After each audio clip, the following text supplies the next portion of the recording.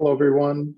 Welcome to the Ops Engineering Showcase, EMEA edition. This is February 2nd, 2022.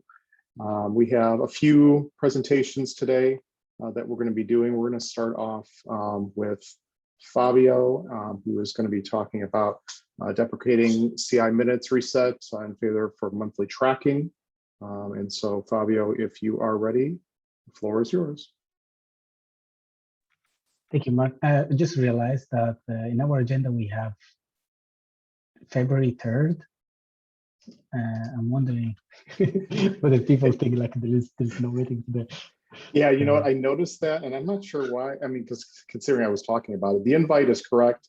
The showcase epic is wrong, or showcase issue is wrong. So I'll update it right now. Thanks. No problem. I'm gonna just start.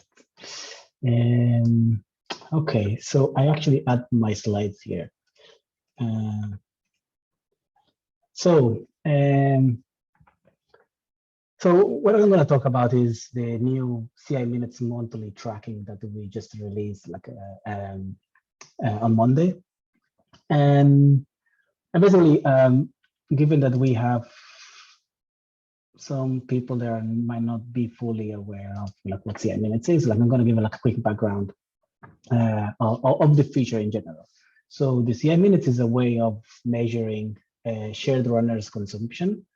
So customers that sign up for GitLab, based on their plan, they have an allowance of CI minutes that they can use on shared runners. So they don't have to set up a runner to run their job. They can use the SaaS provider runners, but they can use up to 400 minutes for free plan, 10,000 minutes for premium, and 50,000 for ultimate. And customer can also purchase additional minutes. They feel like the limit that they have is not enough, and the consumption is basically updated every time a job completes. So every time a job completes, we accumulate the consumption, which is the job duration multiplied by a cost factor. But basically, this consumption is accumulated at the namespace level.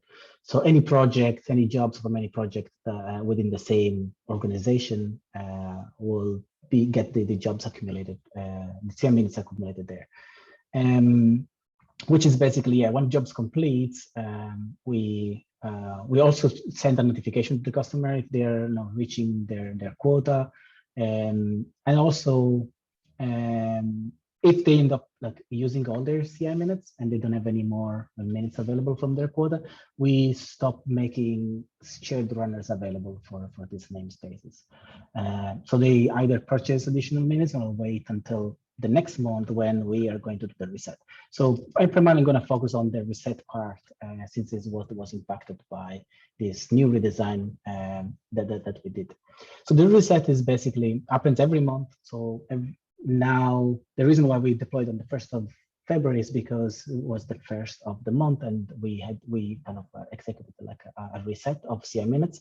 But the monthly reset basically reset the consumption to 0, and then set a namespace and project level, because we track CI minutes consumption, like even if you want to see a breakdown of the usage at project level, and recalculate the additional minutes used. So an example here will be a user who's on premium plan has like 10,000 minutes limit, but decides to purchase an additional 10,000 minutes. And if they use, let's say, 15,000 minutes, then the additional minutes that they carry over on the next month will be 5,000. We basically reduce by 5,000 because it's basically what they use above their monthly usage.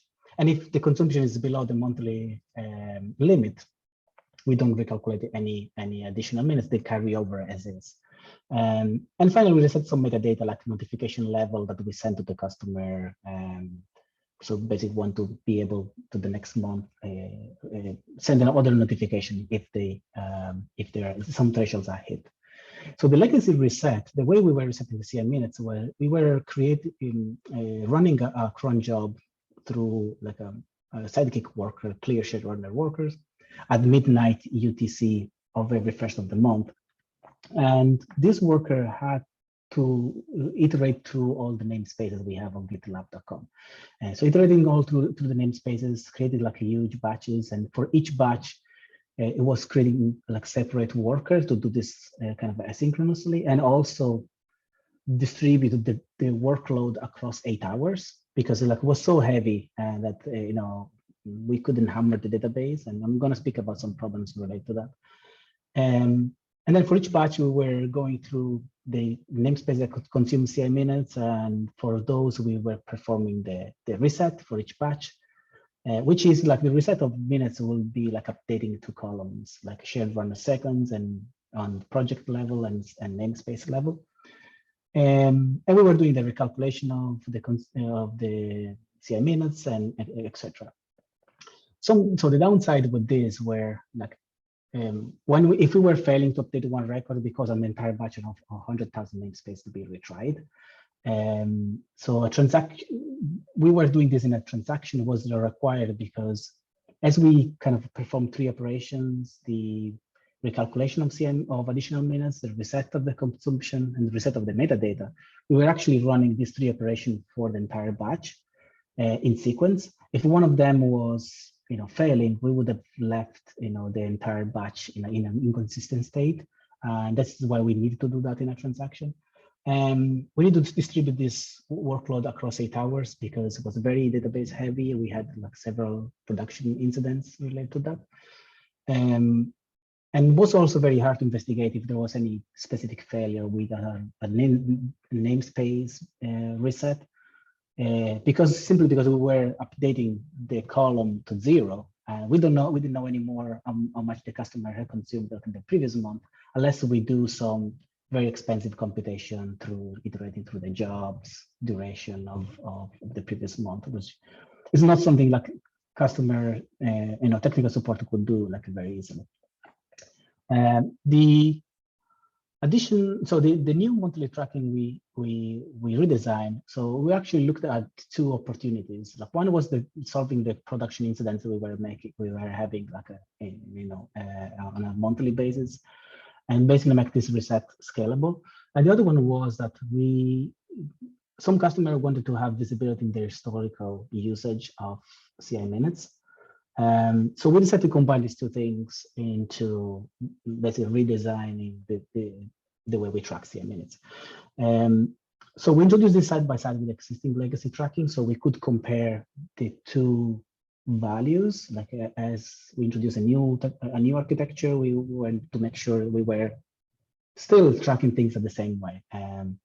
We're not over tracking CI minutes, for example, and things like that. So the approach we went with was like we wanted to have like a lazy creation of records. So basically, it's like, do we have a record for this namespace for the month of February where we want to accumulate CI minutes? If we didn't have, because it was the first job of the month, or for example, running for the first time in the new month, we would create the record. Otherwise, we would reuse the existing one and accumulate the operation there. So it's like an important operation from this point of view. And we use 2 different new different tables, like CI namespace monthly usages and CI project monthly usages, dedicated for CI.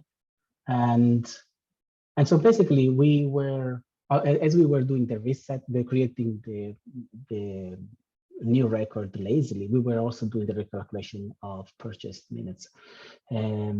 So that basically turned into, if we wanted to reset the CI minutes, it would automatically happen like on a monthly basis without the need to have any cron jobs that runs and iterate through all the namespaces. And it's reset automatically when based on the CI activity. So if we have a customer that it runs the first job of February, 2 minutes past midnight, then is where we're going to reset the CI minutes for them. Another customer might run the first job because they may operate in a completely different time zone. They might run the first job at 8 a.m. and that is when we're going to reset the CI minutes for them. So this is really becomes distributed based on the user activity. It's more accurate because of the lazy creation of CI of these records. So as soon as a job completes after midnight, it's accounted against the new quota.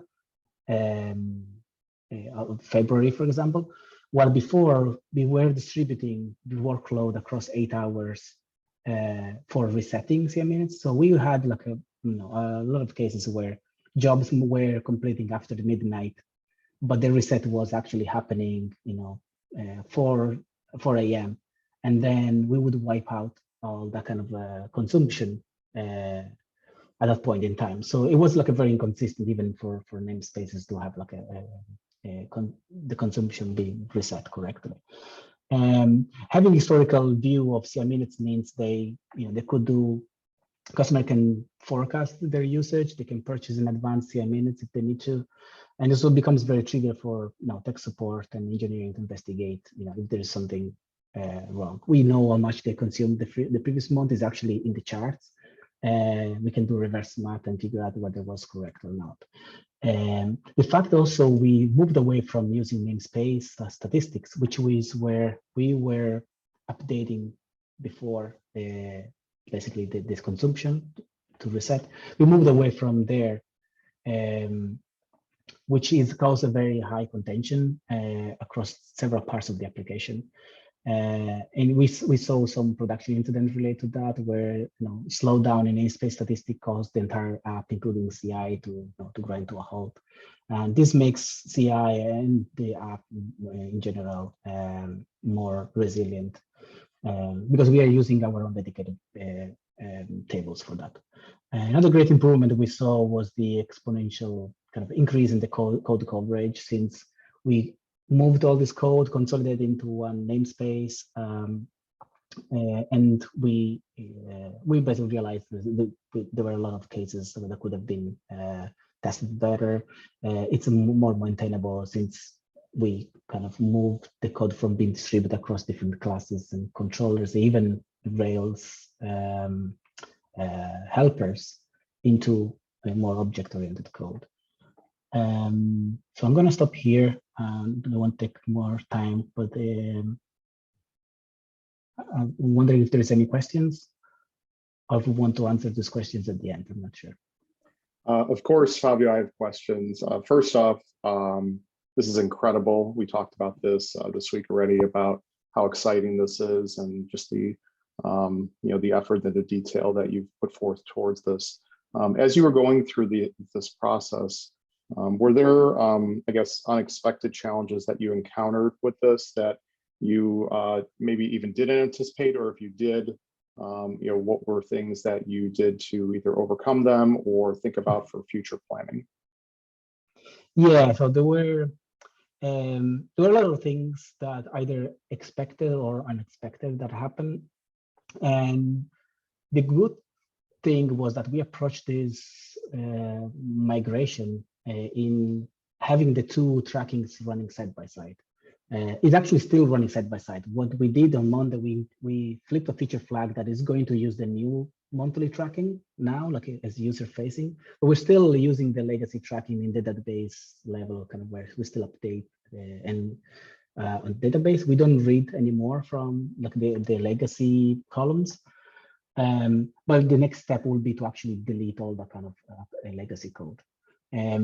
So by having the two tracking side by side, we could run a lot of analysis where we say, okay, let's check this customer, how many CI minutes they've used in January, according to the legacy tracking and according to the new tracking, and figure out if there is discrepancies there. We realized there were actually some discrepancies, and not originally, we thought was something wrong with the tracking. We were maybe it normally was the new tracking was counting more CI minutes than the legacy tracking. And we realized actually that it was correct, because the new tracking was resetting CI minutes much earlier than the legacy tracking within the month. So as soon as the midnight passes, the new tracking resets the minutes. So if you have a lot of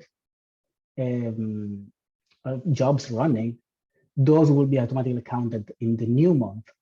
While with the legacy tracking, at some point later on, during the day of the first of the month, we were resetting the CI minutes, so that usage drops. And we had the two trackings kind of going in parallel, but with a difference between them that was created at the very beginning and the first few hours of the month. This was very interesting to discover. Yeah, so these were kind of we didn't find any kind of roadblocks, but we found this kind of discrepancy that we needed to investigate before we were confidently switching to a new tracking. We needed to answer all these questions. And it sounds like with having these discrepancies, it actually uncovered the improvements that are being made here with this new tracking.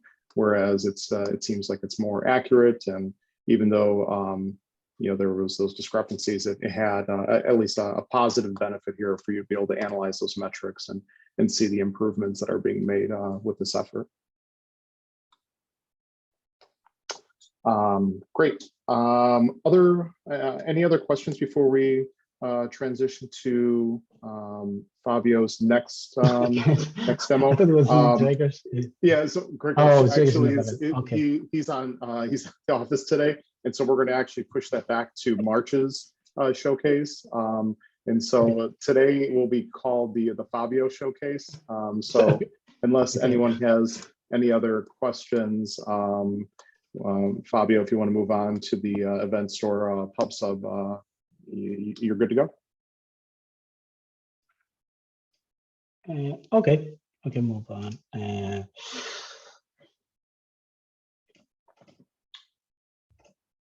Okay, so you might have heard this, like I've been broadcasting this information recently. So we recently introduced like in-app event store within GitLab. So primarily we want to solve the problem of the monolith becoming larger and having a lot of domains that are kind of coupled with each other. So we notice a lot of temporal coupling where we might say we have, like a typical example would be that the post receive worker, which it does a lot of things, interacts with changes that happen to the repository, to the project, to snippets or to wiki, and then basically process all these changes. And this basically is when a commit is pushed to GitLab. This is what it's been called, and this is like a lot of things that happen here. Basically, anytime a commit is pushed, but we realize that there is a lot of things going on. There is a lot of services and workers being called from within this post-receive worker, simply because this is where we want some side effects to happen. And basically this created this coupling where we have CI code within a Git related hook. We not only that, we have like a merge request code, we have repository, we have analytics, everything is basically coupled with post-receive. Because basically, yeah, this is where we are interested in this event, and we add code there basically because we are interested in creating a pipeline, for example, when code is pushed, or we want to refresh the merge request diff anytime new code is pushed and things like that. So this type of architecture, is a violation of the single responsibility principle because, of course, this post-receive worker, as in many other examples we have in the code base, they do a lot more than one thing. It violates the open-close principle because if we want to add more side effects to this git push received, now we need to open this class, add more code, say, okay, if this commit is of this type, create another pipeline with these characteristics, for example. So we actually have to keep opening the same workers and the same even service objects to add more side effects. And I'm specifically focusing on side effects because this is where the event store came in to solve this problem. We increase basically the risk of having other groups that they are interested in adding a specific side effect, and on an existing logic they might introduce a bug or they might introduce performance issues by running code that might be even asynchronously. So, and again, I'm going to give an example here where we have create pipeline service, which is very critical, for a business transaction of creating a pipeline. When the pipeline is completed, we want to run some side effects. We have, for example, the onboarding of namespaces that is interested if a pipeline is running, it's been created, so they can create some analytics to say, okay, this namespace has been onboarded from a CI perspective. We have also other side effects like, merge request is interested in updating the head pipeline every time a new pipeline is created. And what we do is we have to keep opening the create pipeline service and add performancing, for example, to this worker to do this side effect asynchronously, or add performancing for another worker. So keep opening basically the same critical business transactions. And also, I was say, well, violate some domains boundaries where, within CI, we are now reaching into namespace onboarding, reaching into merge requests. So this critical business transaction logic now is coupled with how to call some side effects. So for this reason, we introduced this simple enough pop sub, which it reuses the existing sidekick workers. So there is not like a really huge complexity around it. And it's more like an inversion, dependency inversion principle that we use, where we still call the workers, but we call indirectly in a way. So what we do is the create pipeline service publishes an event, say, hey, I just created a pipeline, here's the ID. If there is anybody interested in this, you can subscribe to this event and you can do anything you want. The pipeline creation service, this critical business transaction only stops when after creating, like broadcasting this event. It doesn't know anything anymore about other side effects running. And basically it can keep adding, other subscribers of this without needing to, open the create pipeline service and modify there and add some extra logic there. So, the benefits of this is that side effects are scheduled asynchronously. We actually enforce the concept of a side effects to be an asynchronous thing as much as possible. While we could have side effects, in our code that maybe run synchronously, while they could be converted into an asynchronous job. More side effects we add, which can simply, we don't need to modify the business transaction. We simply add more subscribers. We can clearly see what domains are involved in in their ownership. So we know that merge request is interested when a pipeline is created. The onboarding is also interested when a pipeline is created. While this logic over here might be buried into private methods within a service class, and we might not be straight away like clear how this interaction is across different domains. So there's still some level of coupling. It's not completely decoupled.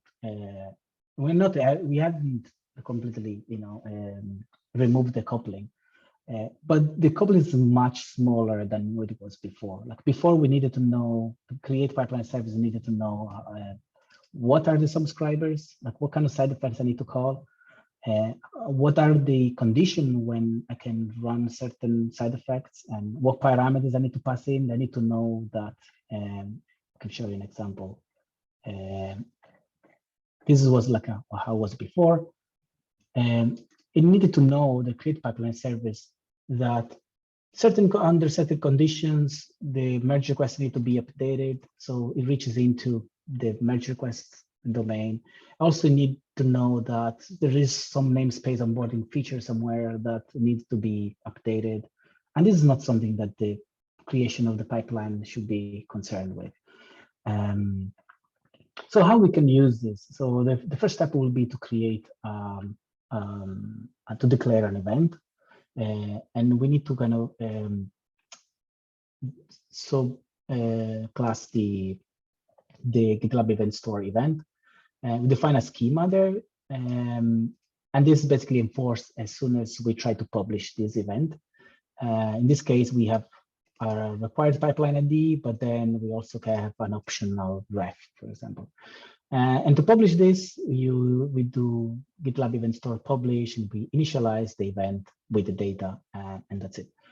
And this already publishes event. Currently, there is nobody reacting to this event. There's no subscribers, so we can then create subscriber. The subscriber is a Sidekick worker. We need to include the GitLab event store subscriber. We are going to actually modify this module to include directly application worker, so you don't need to include that as well. And then we need to specify the handle event method, which is a safer way of dealing with events, since we convert the Sidekick parameters into an event object and we deal with the event. And this event object is exactly this instantiation of this class. And from that point on, you can call event.data, fetch the pipeline ID, and do anything you want with pipeline ID. So in this case here, we will have like merge request, consuming this event data and reacting and whatever business logic they want to do. And finally, we need to link this to the event and the subscriber. So we subscribe this worker to the pipeline created event. And from that point on, any new events that are being published by pipeline creation is going to be also consumed by merge request. So still Sidekick under the hood, we can do all the things we can normally do with Sidekick. In this class here, we can add, making the worker idempotent. We can, specify the urgency, the feature category, data consistency, all the attributes we can normally do.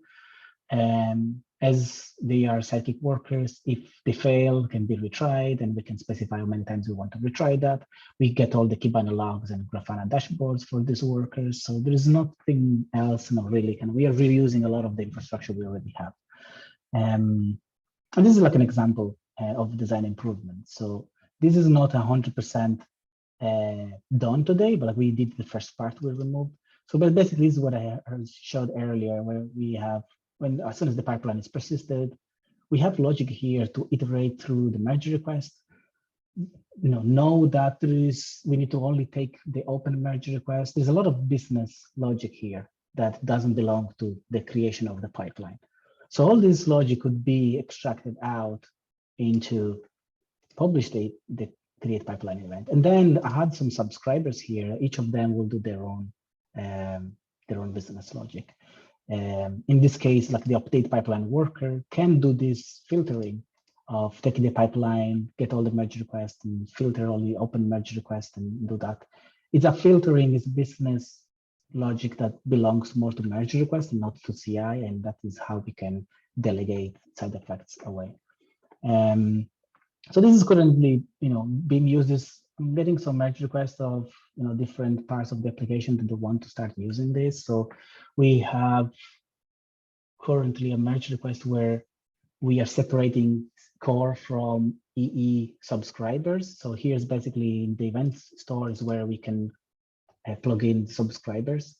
But if, let's say, we want to have some EE only subscribers, and we actually separating like the event store with the module for EE, so we can declare subscribers for EE only as well. So we are making improvements still, and I should have linked here that there is like an epic, which I'm going to link afterwards with follow-ups. If anybody wants to contribute to it, and it's like some small issues like adding some static analyzers and way to better test. Can help other people, testing the workers and the subscribers, things like that. It will be interesting to get like more people contributing to it.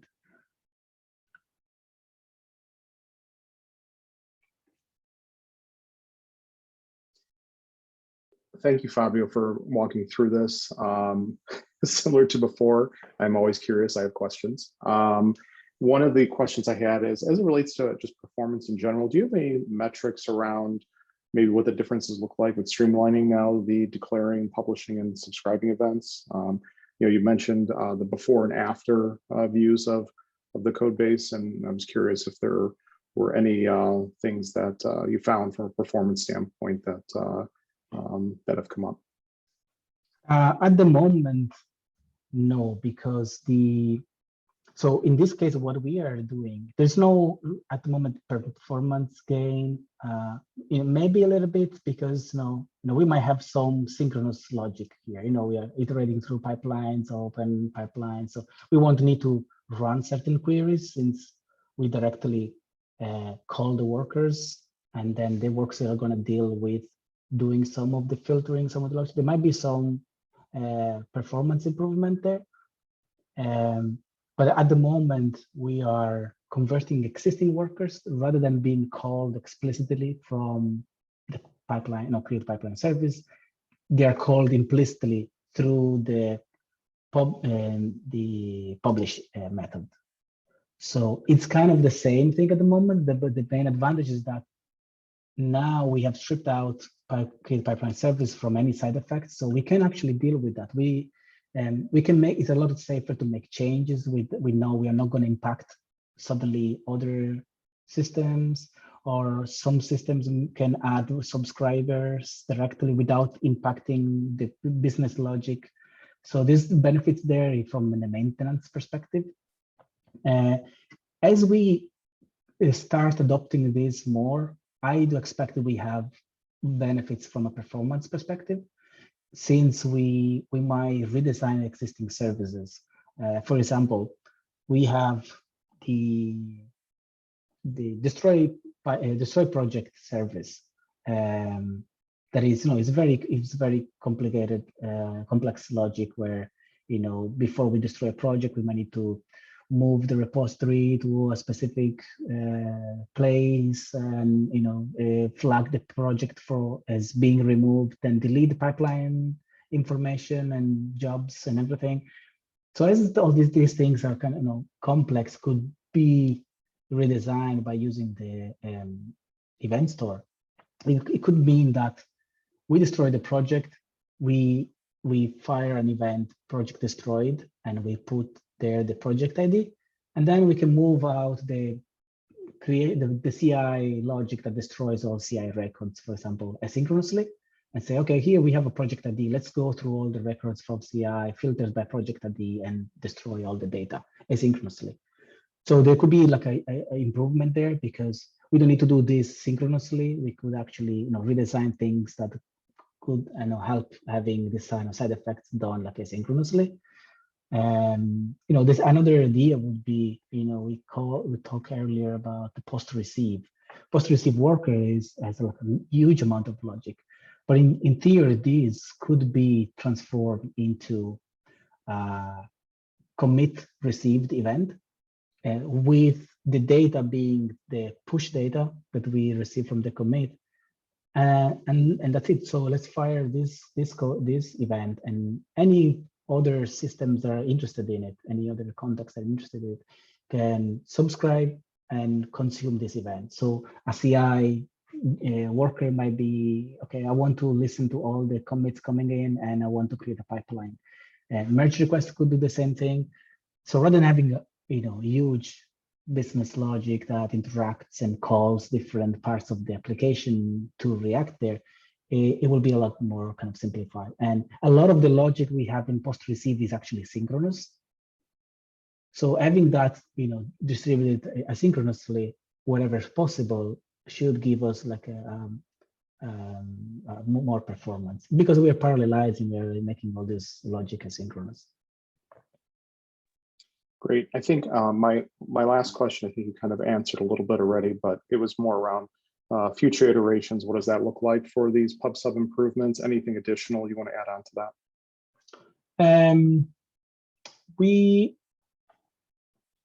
So there's been some cases where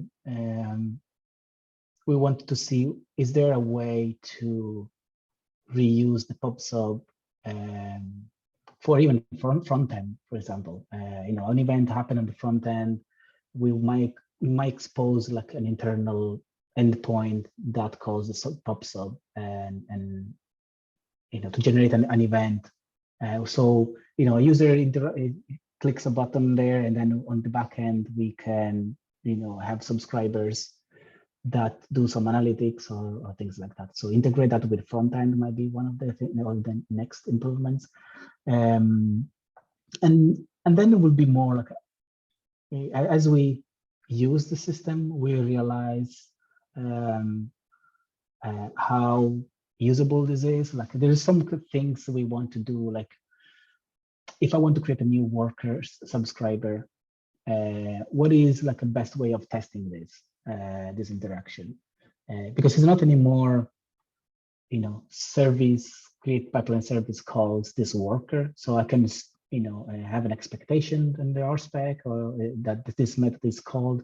It becomes an indirect. And so what is the best way of testing this? This is where in the follow-up epic we have, there is some, requirements for maybe having some shared examples that you can include and, set up the object in a specific way, and that will be automatically tested for you.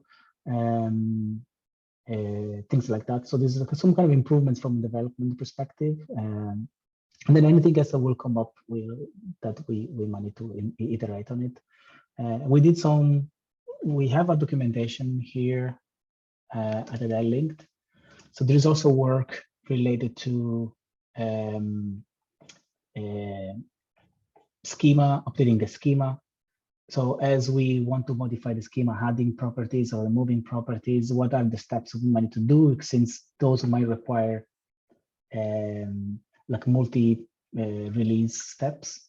We can't simply just remove like one property. We might need to do that like in steps.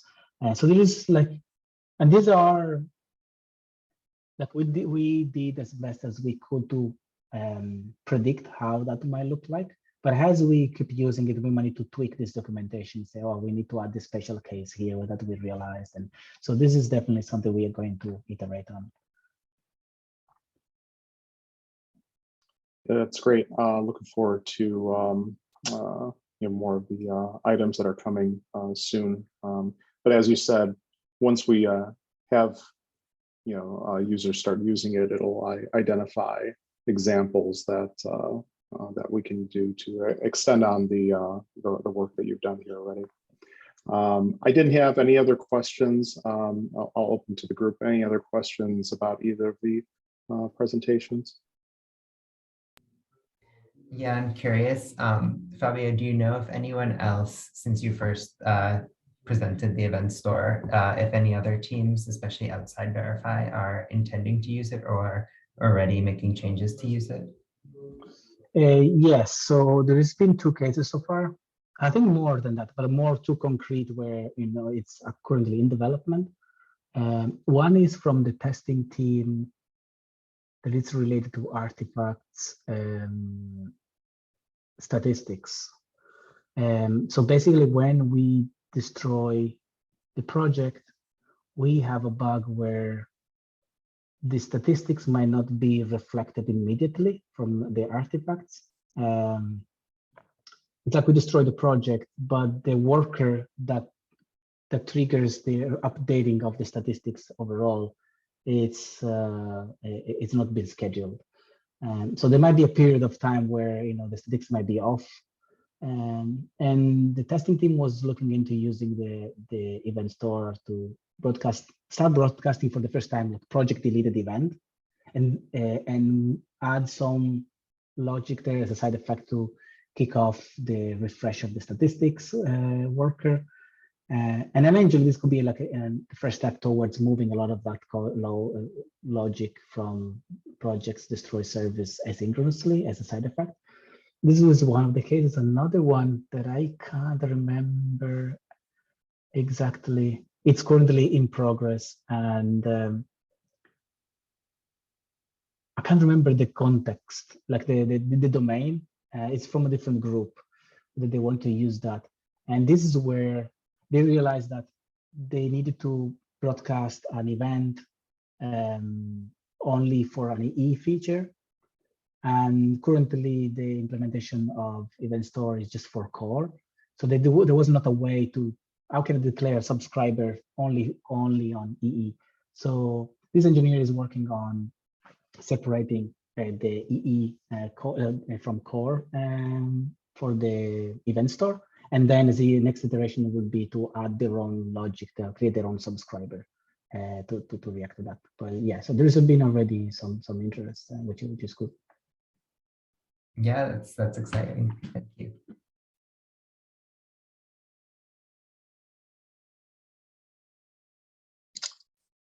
All right, well, Fabio, thank you for showing off these things. Certainly exciting, and looking forward to future iterations. Thanks to all of you for joining today, and I look forward to chatting with all of you again very soon, and see you at the next showcase next month. Have a great day. Thank you all. Bye-bye.